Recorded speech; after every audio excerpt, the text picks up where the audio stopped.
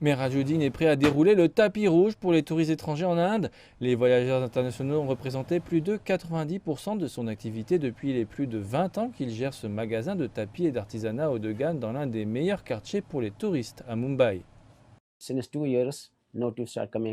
Depuis 2 ans, aucun touriste n'est venu, il n'y a pas de visa, les aéroports sont fermés, tout est fermé et les touristes ne viennent pas ici. Les entreprises, en particulier celles comme la nôtre, qui vendent des tapis du Cachemire, des articles artisanaux et des arts indiens, sont complètement ruinées. New Delhi accordera des visas touristiques aux étrangers venant en Inde sur des vols affrétés à partir du 15 octobre. Ceux qui voyagent via des vols non affrétés pourront également demander des visas à partir du 15 novembre. Pour stimuler le tourisme, les 500 000 premiers visas touristiques sont délivrés sans aucun frais.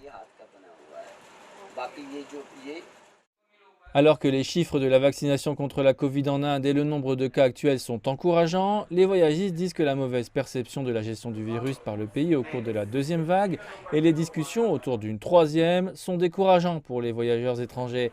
Il existe également des problèmes tels que les frontières terrestres fermées et les visas entrée unique qui dissuadent les voyageurs qui souhaitent visiter l'Inde et certains de ses pays voisins en une seule fois. Même si le tourisme intérieur est en plein essor, les parties concernées disent que l'importance des visiteurs étrangers ne peut être négligée.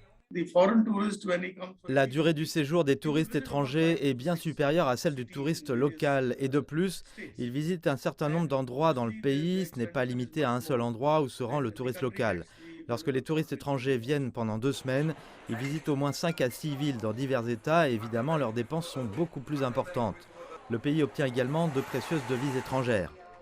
L'industrie du tourisme anticipe désormais un assouplissement des mesures pour les opérations aériennes internationales. Actuellement, un nombre limité de vols sont disponibles pour environ 30 pays grâce à des accords de bulles d'air conclus avec l'Inde. Les sièges sur ces vols peuvent coûter 3 à 4 fois plus cher que les prix réguliers. Bien que l'annonce de la reprise des visas touristiques soit certainement la bienvenue, les experts estiment toujours qu'avec les restrictions actuelles, les niveaux de voyage pré-pandémiques ne seront visibles qu'au début de 2023.